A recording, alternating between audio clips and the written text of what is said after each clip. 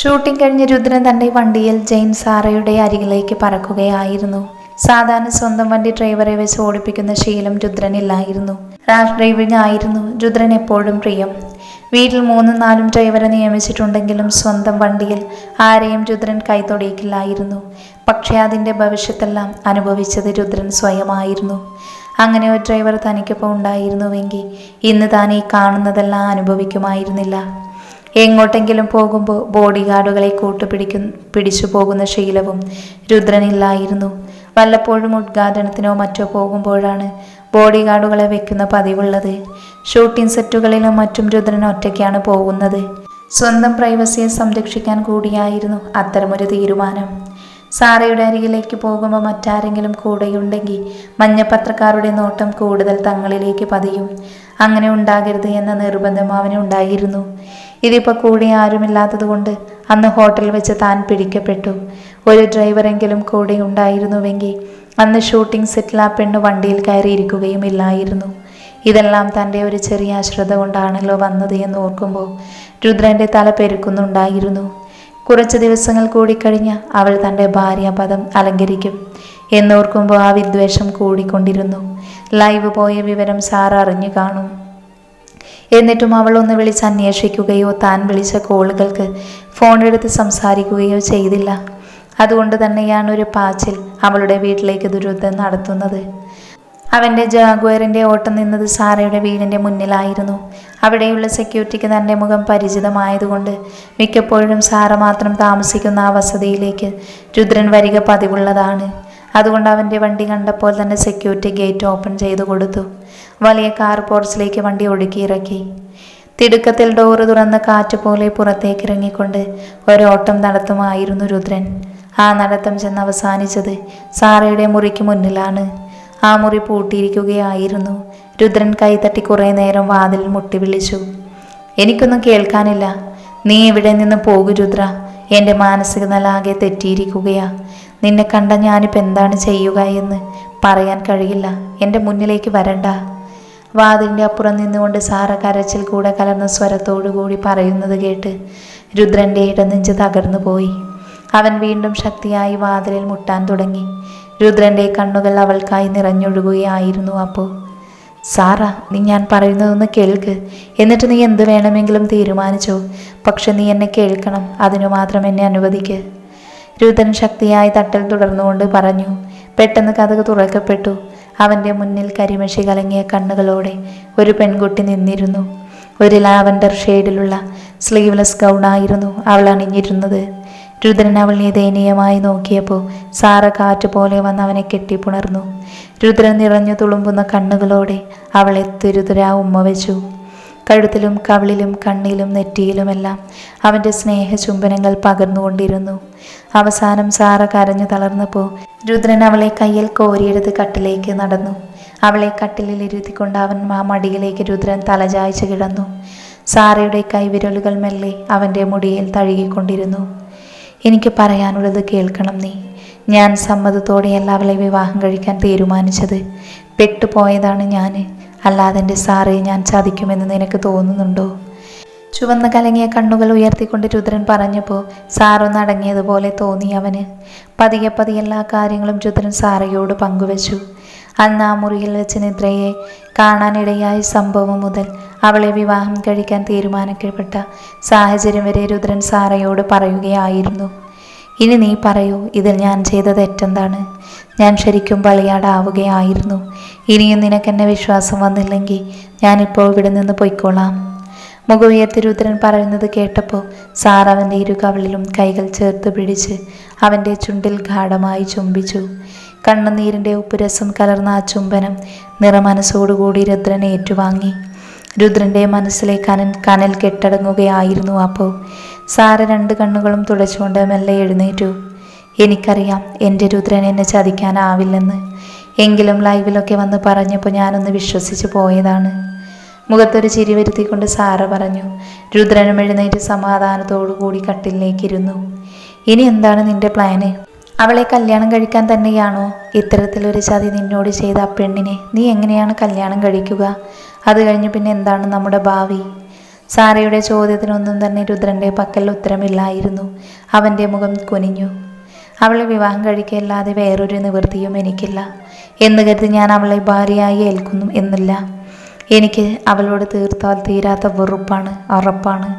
പക്ഷേ അമ്മ, ഇത്തവണ അമ്മ പറയുന്നത് കേൾക്കാതെ പ്രവർത്തിക്കാൻ എന്നെ കൊണ്ടാകില്ല. അതേപോലെ ഒരു പ്രതിസന്ധി ഘട്ടത്തിലാണ് ചെന്ന് പെട്ടിരിക്കുന്നത്. നിരാശയോടെ രുദ്രൻ മുടിയിൽ കൈവിരലുകൾ കടത്തി വലിച്ചുകൊണ്ട് പറഞ്ഞു. സാറയുടെ കണ്ണുകൾ മെല്ലെ തിളങ്ങുന്നത് അവൻ കണ്ടിരുന്നില്ല. അപ്പോൾ നീ എന്നെ നിന്റെ വെപ്പാട്ടിയാക്കുമെന്നാണോ ഈ പറഞ്ഞു വരുന്നത്? സാറയുടെ പറച്ചിൽ കേട്ട് ഞെട്ടലോടെ രുദ്രൻ മുഖം ഉയർത്തി നോക്കിക്കൊണ്ട് ഇല്ലെന്ന് വിലങ്ങനെ തലയാട്ടി. നീ എന്നെപ്പറ്റി അങ്ങനെയാണോ സാറ കരുതിയിരിക്കുന്നത്? നിനക്ക് ഞാൻ എൻ്റെ ജീവനേക്കാൾ വില കൽപ്പിച്ചിട്ടില്ലേ? എങ്കിൽ പിന്നെ എന്താണ് നിന്റെ തീരുമാനം?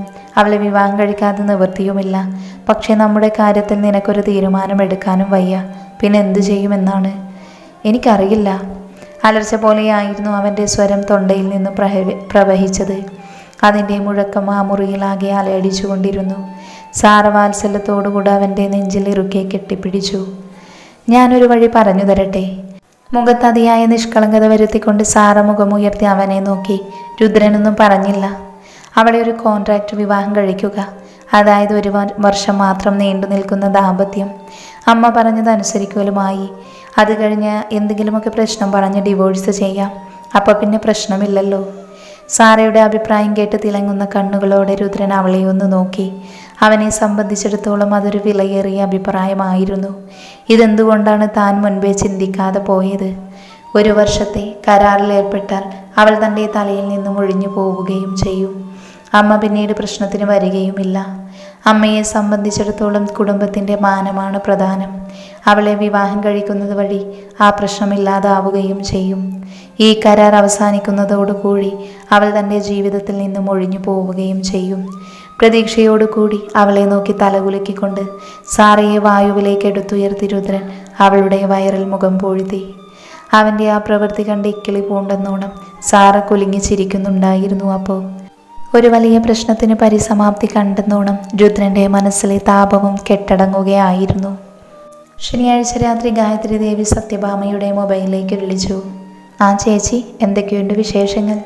ഞാനിപ്പോൾ ഓർത്തതേയുള്ളൂ കേട്ടോ ചേച്ചിയുടെ കാര്യം. ആ നല്ല മനസ്സ് വേറെ ആർക്കും കിട്ടാത്തതാ. നിദ്രമോളുടെ ഭാഗ്യമെന്നല്ലാതെ എന്തു പറയാനാ? ഞങ്ങളുടെ കുടുംബം രക്ഷിക്കാൻ വന്ന ദേവതയാ ചേച്ചി, ദേവത. അരോചകമായ വിധത്തിൽ സത്യഭാമ ഗായത്രി ദേവിയെ പുകഴ്ത്തിക്കൊണ്ടിരുന്നു. ഗായത്രി ദേവിക്ക് ആ വാക്കുകളിലെ ആത്മാർത്ഥതയില്ലായ്മ പെട്ടെന്ന് മനസ്സിലായി.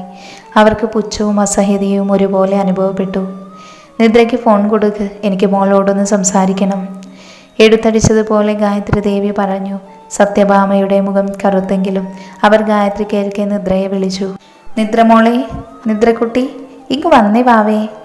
സത്യഭാമയുടെ വായിൽ നിന്ന് തേൻ ഒഴുകുന്നത് കണ്ട് അരികിലിരുന്ന് ശരണ്യ വാപൊളിച്ചു പോയി. പിന്നെ അവൾ അടക്കി ചിരിച്ചു. ശബ്ദം കേട്ട് അടുക്കളയിലായിരുന്ന നിദ്ര വന്നെത്തി നോക്കി. ആശുപത്രിയിൽ നിന്ന് വന്നതും വീണ്ടും അടുക്കള പണിയൊക്കെ അമ്മയും മോളും കൂടി അവളുടെ തലയിലിട്ട് കൊടുത്തിരുന്നു. ചെറിയമ്മയുടെ മോളിങ് വന്നേ, ദേ മോളുടെ അമ്മ വിളിക്കുന്നു. വീണ്ടും ഗായത്രി കേൾക്കാൻ വേണ്ടി സത്യഭാമ തകർത്ത് അഭിനയിച്ചു. ഗായത്രിക്ക് തോന്നിയ അതേ ഫീലിംഗ് തന്നെയാണ് നിദ്രയ്ക്കും ആ സമയത്ത് തൻ്റെ ചെറിയമ്മ എന്ന് പറയുന്ന ആ സ്ത്രീയോട് തോന്നിയത്, പുച്ഛം. അവൾ ഫോണിനായി കൈനീട്ടിയതും സത്യഭാമ അത് കുറച്ചകലേക്ക് പിടിച്ച് അവളുടെ ചെവിക്കടുത്ത് വന്ന് പിറുപിറുത്തു. ഡി, അവർ പറയുന്നത് എന്താണെന്ന് വെച്ച് അനുസരിച്ചോളണം. ഇല്ലെങ്കിൽ നീ ചാവൊന്നും നിൽക്കണ്ട. ഞാൻ തന്നെ നിന്നെ ആ കിണറ്റിൽ തള്ളിയിടും. 1 പ്രാവശ്യം നീ സ്വന്തം ഇഷ്ടപ്രകാരം ചാകാനായി ചാടിയത് കൊണ്ട് ആരും എന്നെ സംശയിക്കില്ല. ആത്മഹത്യയാണെന്നേ പുറത്തറിയൂ. പിന്നെ ചിലപ്പോൾ ഇതിൻ്റെ പേരിൽ ആ രുദ്രൻ അകത്താകാനും മതി.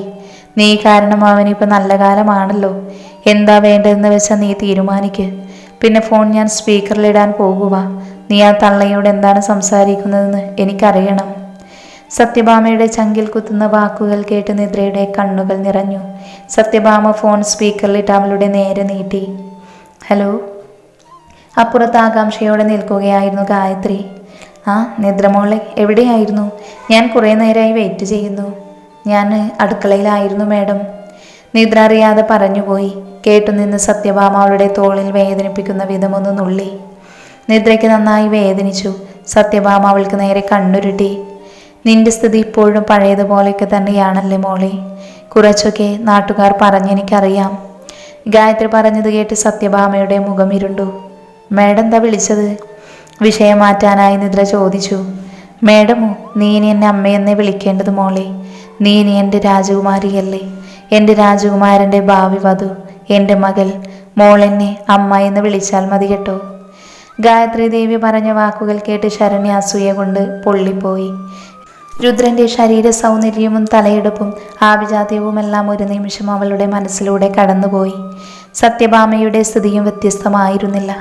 നിദ്രയ്ക്ക് സ്നേഹവും സൗഭാഗ്യവും നിറഞ്ഞ ജീവിതം കിട്ടുന്നത് അവർക്ക് സഹിക്കാൻ കഴിയുമായിരുന്നില്ല. ഗായത്രി ദേവി പറഞ്ഞ വാക്കുകൾക്ക് നിദ്ര മറുപടിയൊന്നും പറഞ്ഞില്ല. എങ്കിലും അവളുടെ കണ്ണുകൾ നിറഞ്ഞിരുന്നു. അമ്മയെന്ന് വിളിക്കാൻ തനിക്ക് ആരെങ്കിലുമൊക്കെ ഉണ്ടാകുമെന്നൊന്നും സ്വപ്നത്തിൽ പോലും കരുതിയിരുന്നില്ല. അമ്മ വിളിച്ചത് എന്തിനാണെന്ന് മോൾക്കറിയുമോ? ഇല്ല. രുദ്രന് നിന്നെ ഒന്ന് കാണണമെന്ന്. അത് പിന്നെ ഞാൻ. രുദ്രന്റെ മുഖമോർത്തപ്പോഴേ നിദ്ര വിറച്ചു. അവൾക്ക് വല്ലാത്ത ഭയം തോന്നി. അയ്യോ, മോളി പേടിക്കുകയൊന്നും വേണ്ട. അവൻ പൂർണ്ണ മനസ്സോടെയായി കല്യാണത്തിന് സമ്മതിച്ചേ. ഇനി നിങ്ങൾ ഒരുമിച്ചല്ലേ ജീവിക്കേണ്ടത്. അപ്പോൾ ഒന്ന് കണ്ട് സംസാരിക്കുന്നത് നല്ലതല്ലേ? നിദ്രയ്ക്കൊട്ടും മനസ്സുണ്ടായിരുന്നില്ല. എങ്കിലും സത്യഭാമയുടെ കണ്ണുമിഴിക്കലും ആംഗ്യവും കണ്ടപ്പോൾ അവൾക്ക് എന്ത് ചെയ്യണമെന്നറിയാതെയായി. മോളെന്തൊന്നും പറയാത്തത്? ഗായത്രി ദേവി വീണ്ടും ചോദിച്ചു. ഞാൻ വരാം. 2 ദിവസം കഴിഞ്ഞിട്ട് ഞായറാഴ്ച അവൻ ഫ്രീ ആകും. അപ്പോൾ ഹോട്ടൽ മരിയാനയിൽ വെച്ച് കാണാമെന്നാ പറഞ്ഞത്. എനിക്ക് സ്ഥലമൊന്നും അറിയില്ല.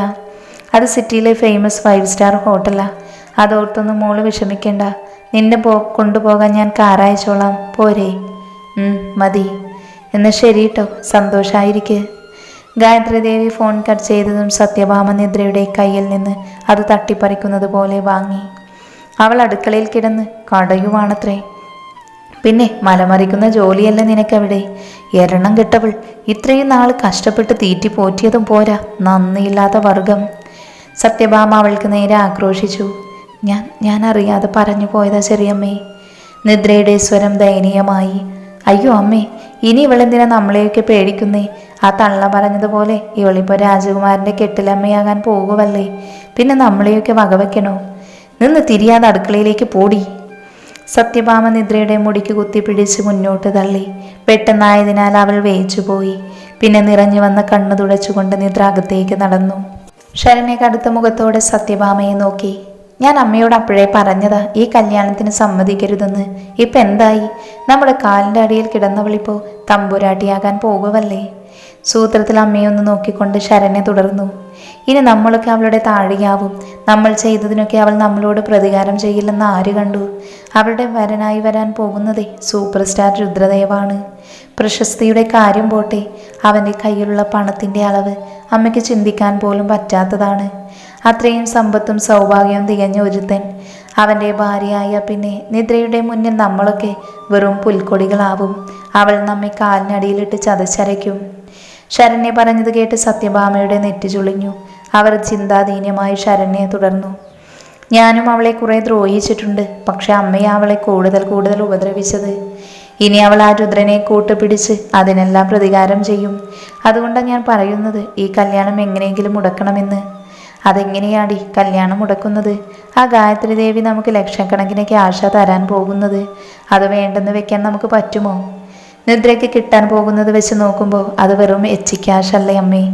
ലക്ഷ്യങ്ങളൊക്കെ നമുക്ക് വലുതായിരിക്കും, പക്ഷേ അവർക്ക് അതിന് കടലാസിൻ്റെ വിലയേ ഉണ്ടാവൂ. അതുകൊണ്ടല്ലേ ഒരു കൂസലമില്ലാതെ വലിച്ചെറിഞ്ഞ് തരുന്നത്. നിനക്ക് ആ രുദ്രാദേവിനെ ഇഷ്ടമാണോ? സത്യഭാമ മകളുടെ കണ്ണുകളിലേക്ക് നോക്കി ശരണ്യ പതർച്ചയോടെ മുഖം കുനിച്ചു. രുദ്രാദേവിനെ ഏത് പെണ്ണ അമ്മ ഇഷ്ടപ്പെടാത്തത്? പണം കൊണ്ടും പദവി കൊണ്ടും അയാൾ വലിയവനല്ലേ. മാത്രമല്ല എന്താ അയാളുടെ സൗന്ദര്യം, കണ്ണെടുക്കാൻ തോന്നില്ല. എനിക്കിഷ്ടമാണെന്ന് പറഞ്ഞിട്ടെന്താ? ഭാഗ്യം വന്നത് അവൾക്കല്ലേ. എന്നാൽ ഈ അമ്മ നിനക്കവനെ നേടിത്തരും. എങ്ങനെ? ശരണ്യയുടെ കണ്ണുകൾ വികസിച്ചു. എല്ലാം തീരുമാനിച്ച സ്ഥിതിക്ക് ഇനിയിപ്പോൾ ഈ കല്യാണം നമുക്ക് വേണ്ടെന്ന് വെക്കാൻ പറ്റില്ല. പക്ഷെ നിദ്ര ഒരിക്കലും രുദ്രൻ്റെ കൂടെ സന്തോഷത്തോടെ ജീവിക്കില്ല. ജീവിക്കാൻ നമ്മൾ അനുവദിക്കില്ല. അവനെ കൊണ്ട് തന്നെ നമ്മൾ അവളെ അടിച്ചിറക്കും. അതിനുള്ള കരുക്കൾ കല്യാണത്തിന് മുൻപ് തന്നെ ഞാൻ നീക്കി തുടങ്ങും. നിദ്രയെ അവനെ ഉപേക്ഷിച്ച് കഴിഞ്ഞാൽ നിന്നെ എങ്ങനെ അവൻ്റെ ഭാര്യയാക്കണമെന്ന് എനിക്കറിയാം. ആർക്കും ഒരു സംശയവും തോന്നാത്ത വിധത്തിൽ നിനക്ക് അവൻ്റെ ജീവിതത്തിൽ കയറി കൂടാൻ പറ്റും. പക്ഷേ അമ്മേ, ഇതൊക്കെ നടക്കുമോ? എന്തൊക്കെ പറഞ്ഞാലും ആ ഗായത്രി ദേവിക്ക് നിദ്രയെ ഭയങ്കര ഇഷ്ടമാണ്. നമ്മളോട് അവർക്ക് യാതൊരു താല്പര്യവുമില്ല. പക്ഷെ അവളോട് സംസാരിക്കുമ്പോൾ അവരുടെ നാക്കിൽ നിന്ന് പാലൊഴുകുവാണ്. എടി, അവരുടെ കാര്യത്തിൽ നമുക്കൊന്നും ചെയ്യാനില്ല. കാരണം അവർക്ക് കാര്യങ്ങളൊക്കെ കുറെ മനസ്സിലായിട്ടുണ്ട്. ഈ നാട്ടുകാർ അലവലാദികൾ തന്നെ നമ്മെക്കുറിച്ച് വേണ്ടാത്തതൊക്കെ പറഞ്ഞു കൊടുത്തിട്ടുണ്ട്. പക്ഷേ രുദ്രൻ, അവനൊന്നും തന്നെ അറിയില്ല. നമ്മളെക്കുറിച്ചും നിദ്രയെക്കുറിച്ചും വിവാഹത്തിന് മുന്നേ തന്നെ നിന്റെ ഭാവി വധുവിനെക്കുറിച്ച് ഒരു പുരുഷനും സഹിക്കാനാവാത്ത കുറച്ച് കാര്യങ്ങൾ രുദ്രൻ അറിയും. പിന്നെ ഗായത്രി ദേവി നിദ്രയെ സപ്പോർട്ട് ചെയ്തിട്ടൊന്നും കാര്യമില്ല. ഇങ്ങനെയൊരു പെണ്ണിനെ തലയിൽ കെട്ടിവെച്ചതിന് അവൻ അവരെ പോലും വെറുത്തെന്ന് വരും. അതിനുള്ള കളി സത്യഭാമ കളിക്കും. എന്ത് കാര്യം? അങ്ങനെ എന്ത് കാര്യമാണ് അവളെക്കുറിച്ചുള്ളത്? എൻ്റെ അറിവിലൊന്നും തന്നെ ഇല്ല. ശരണ്യ ജിജ്ഞാസയോട് ചോദിച്ചു. എടി, അതിനുള്ള കാര്യമാണെന്ന് ആരാ പറഞ്ഞത്? ഇല്ലാത്ത കുറേ അപവാദങ്ങൾ, അതായത് കേട്ടാൽ അവളോട് അറപ്പും വെറുപ്പും തോന്നുന്ന ചില കാര്യങ്ങൾ നമ്മൾ ഉണ്ടാക്കി അവനോട് പറയുന്നു. ഞാനതിൽ എക്സ്പേർട്ടാണെന്ന് നിനക്കറിയാമല്ലോ. അങ്ങനെ എത്ര ആൾക്കാരെയാണ് ഞാൻ തമ്മിലടിപ്പിച്ചിട്ടുള്ളത്. സത്യഭാമ അഭിമാനത്തോടെ പറഞ്ഞു. നമ്മൾ ഇവരുടെ സ്വന്തക്കാരായതുകൊണ്ട് രുദ്രൻ ഉറപ്പായും വിശ്വസിക്കും. അവൻ നിദ്രയെ വെറുത്തുകൊണ്ട് കല്യാണം കഴിക്കും. ഇവിടത്തേക്കാൾ നരക ജീവിതമായിരിക്കും പിന്നീട് അവൾക്ക് അവൻ്റെ കൂടെയുള്ളത്. അമ്മാതിരി പെർഫോമൻസ് അല്ലേ ഞാൻ കാഴ്ചവെക്കാൻ പോകുന്നത്. ഒന്നെങ്കിൽ അവൻ തന്നെ അവളെ കഴുത്തിന് പിടിച്ചു പുറന്തള്ളും, അല്ലെങ്കിൽ മടുത്ത അവസാനം അവൾ ഇറങ്ങിപ്പോരും. എവിടെയെങ്കിലും പോയി ചാവട്ടെ. ഒന്നും നടന്നില്ലെങ്കിൽ അവളെ കൊല്ലാൻ പോലും ഞാൻ മടിക്കില്ല. എന്തായാലും രുദ്രൻ എന്ന രാജകുമാരൻ നിനക്കുള്ളതാ മോളെ, അവൻ്റെ കണക്കില്ലാത്ത സ്വത്തുക്കളും. സത്യഭാമ നിഗൂഢമായി ചിരിച്ചു. അമ്മ പറഞ്ഞത് കേട്ട് ശരണ്യയുടെ കണ്ണുകൾ തിളങ്ങി.